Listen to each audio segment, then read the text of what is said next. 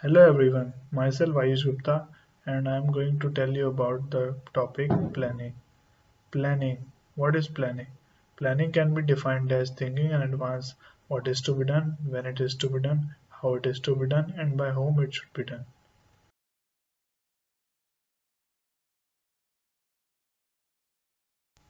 Now the planning process. First, recognizing need for action. An important part of the planning process is to be aware of the business opportunities in the firm's external environment as well as within the firm. Once such opportunities get recognized, the managers can recognize the actions that need to be taken to realize them.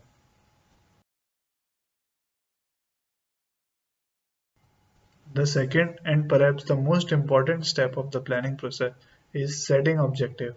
Here we establish the objective for the whole organization and also individual departments. Organizational objectives provide a general direction.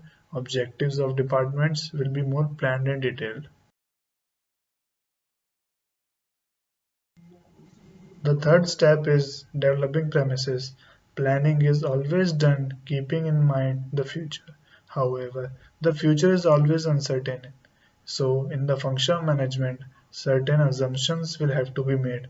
These assumptions are premises.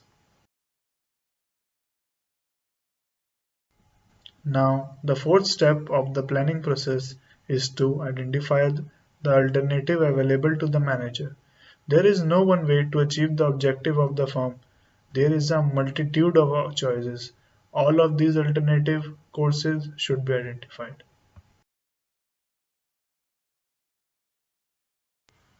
The next step of the planning process is to evaluate and closely examine each of the alternative plan.